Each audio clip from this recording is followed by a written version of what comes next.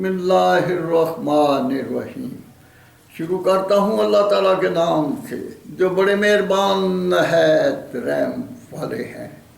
مذہب کش مغربی جمہوریت کا نظام حکومت، اس کا نظام الیکشن، قرآن حکیم اور 1973 کے آئین، نظریات، تعلیمات، اخلاقیات کا کینسر ہے۔ لیکچر نمبر 21 پیش خدمت ہے۔ انگریز 1947 کو انڈیا سے رخصت ہوا تو دو قومی نظریات کی روشنی میں پاکستان ایک الگ اسلامی ملک بن کر دنیا کے نقشہ پر ابھرا۔ قائد اعظم محمد علی جناح رحمۃ اللہ علیہ پہلے گورنر جنرل، لیاقت علی خان پہلے وزیر اعظم پاکستان بنے۔ قائد اعظم رحمۃ اللہ علیہ 1948 کو وفات پا گئے۔ خواجہ ناظم الدین ان کی جگہ گورنر جنرل بنے۔ 1948 تا 1951 تک اس عہدہ پر فائز رہے۔ 1951 کو ایک سازش کے تحت لیاقت علی خان وزیر اعظم کو شہید، جو پاکستان میں اسلامی آئین کے نفاذ کی تیاری کر رہے تھے، 1951 کو ان کی وفات کے بعد خواجہ ناظم الدین گورنر جنرل کو وزیر اعظم، ان کی جگہ افسر شاہی کے غلام محمد کو گورنر جنرل پاکستان مسلط کر دیا۔ فوجی چیف کمانڈر ایوب خان نے اپنی زیر کمانڈ افسر شاہی کے غلام محمد 1951 تا 1954 تک، فوج شاہی کے سکندر مرزا 1954 تا 1958 تک گورنر جنرل پاکستان لگا کر عوامی سیاسی منتخب نمائندوں کی بجائے عدلیہ کے چیف جسٹس منیر سے ان کی تعیناتی کی منظوری لیتا رہا، جس کا نہ فوجی چیف کمانڈر ایوب خان نہ چیف جسٹس منیر ایسا کرنے کے مجاز تھے۔ یہ جرم لیاقت علی خان کے قتل کی سازش کا اگلا حصہ تھا۔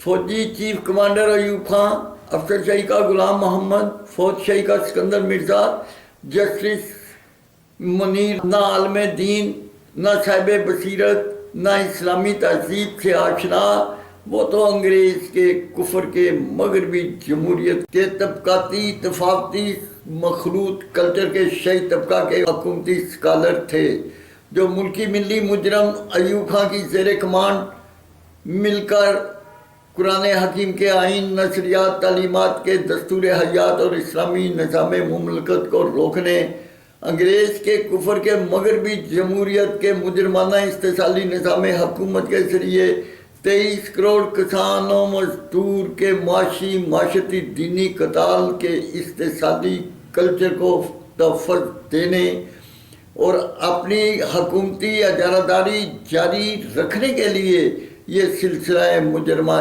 جاری کیا، جو آج تک جاری ہے۔ عوام نے اس ظلم کے خلاف احتجاج شروع کیا۔ ایوب خان نے عوامی احتجاج کو ختم کرنے کے لیے 1958 تا 1970 تک پاکستان پر مارشل لا لگا کر فوجی ڈکٹیٹر اور صدر پاکستان بن بیٹھا۔ اس نے انگریز کے پروردہ جاگیردار ٹولہ کا نواب کالا باغ، باچا خان، بھٹو خاندان، نواب بختی جیسے نوابوں کو حکومت کا حصہ اور ان کی اولادوں پر مشتمل انتظامیہ، فوج، عدلیہ کے سرکاری اداروں کے شاہی طبقہ کے فوجی درندوں کو پاکستان کی جیل کے 23 کروڑ کسانوں مزدور کے قیدیوں کا کنٹرول دے دیا۔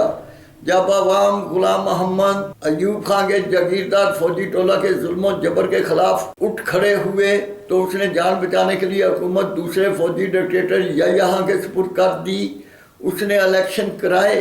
مجیب الرحمان کے 180، مسٹر بھٹو کی پیپل پارٹی کے 81 ممبر تھے۔ حکومت بنانا اس کا حق تھا جو نہ دیا۔ مشرقی پاکستان کی عوام نے احتجاج کیا۔ مسٹر بھٹو اور یحییٰ خان نے اس احتجاج کو بغاوت کا نام دے کر مشرقی پاکستان پر فوج کشی کا حکم دے دیا۔ 36,000 بنگالی، 4,000 فوجی سپاہ مارے گئے۔ انڈیا نے مداخلت کی تو ان کے حکم کے مطابق 90,000 فوجی سپاہ نے انڈیا کی فوج کے سامنے ہتھیار ڈال دیے۔ انہوں نے ان کو قیدی بنا لیا، ملک دو لخت کر دیا۔ ایک کا نام بنگلہ دیش اور دوسرے کا نام پاکستان رکھ دیا۔ پاکستان کی فوجی، سیاسی، شرابی، ذہنی قیادت نے مل کر 1 یونٹ کو توڑا۔ 4 صوبائی وفاق، سینٹ کے حکومتی ٹولہ، افسر شاہی، فوج شاہی، منصب شاہی کے شاہی طبقہ کے اسلام دشمن ممبران کی تعداد بڑھا کر شاہی تنخواہوں، شاہی مراد کے ذریعے دہشت گردوں کی طرح ملک لوٹنا شروع کر دیا۔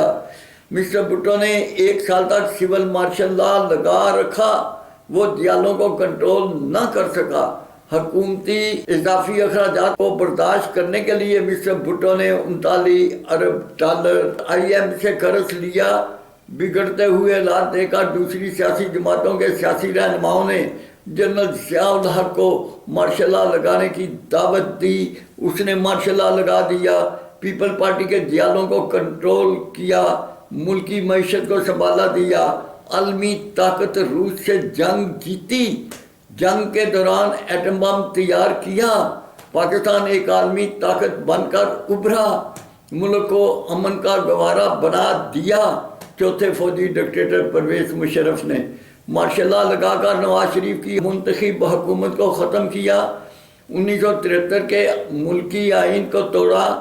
افغانستان پر حملہ کرنے کے لیے پاکستان کی سرزمین امریکہ اس کے اتحادی ممالک کو دی۔ انہوں نے پاکستان کو جدید اسلحہ کی فوجی چھاؤنی بنا دیا۔ 10 سال تک ملک حالت جنگ میں رہا۔ جتنے ممالک پاکستان میں انڈسٹری لگانے کے لیے سرمایہ لائے تھے، وہ جنگ کے دوران اپنا سرمایہ نکال کر دوسرے پرامن ممالک چلے گئے۔ ملکی معاشی ترقی کی بجائے معاشی زوال کی منزل کا مسافر بن گیا۔ ستم بلائے ستم، ڈانسر ماں کی کوکھ سے پیدا ہونے والے بیٹے پرویز مشرف کی سیاسی جماعت مسلم لیگ کا کہ پرویز شجاعت فؤاد کے غیر آئینی فوجی سیاسی حکومتی ٹولہ نے NRO 51% حقوق کے نسواں کے غیر اسلامی قوانین کو 1973 کے آئین کا حصہ بنایا۔ ملکی بجٹ کو ڈبل سے بھی 2% بڑھا کر ملک کو IMF سے قرض لینے، معاشی طور پر پاکستان کو مفلوج بنانے، ان مجرموں کا دین دنیا لوٹنے، ان کے شاہی اخراجات برداشت کرنے کے لیے پاکستان کو IMF کے پاس گروی رکھ دیا۔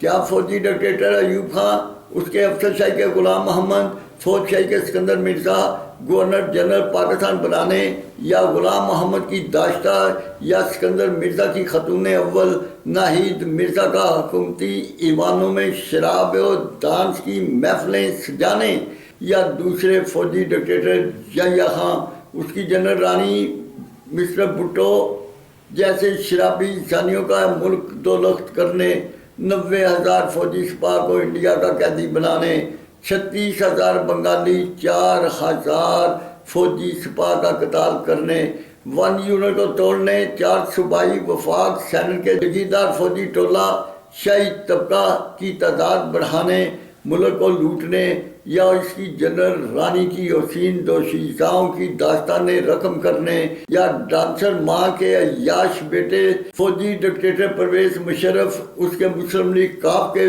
پرویز شجاعت فؤاد کے فوجی حکومتی ٹولہ، ان کے اتحادی شیخ رشید، MQM کے الطاف حسین جیسے شرابی ثانی کا 1973 کا آئین توڑنے، پاکستان کو افغانستان کے خلاف امریکہ اس کے اتحادی ممالک کی جدید اسلحہ کی چھاؤنی بنانے، انڈیا کی راہ، اسرائیل کی مساعد، امریکہ کی بلیک واٹر، ان کا طالبان کی بوگس تنظیمیں بنانا، 6-7 لاکھ افغانیوں کا قتال، 3-4 لاکھ کو معذور بنانے، پاکستان کو چھلنی کرنے، 90,000 پاکستانیوں کا قتال کرنے، اسلام آباد کی لال مسجد کے دینی طلباء طالبات، پشاور کے فوجی اسکول کے معصوم بچوں کا قتال، کراچی کے عوام کا قتال، انڈیا کا 14,000 فوجی سپاہ کا سیاہ چن کے پہاڑوں پر قتال، یہ سب جرائم فوجی ڈکٹیٹر ایوب خان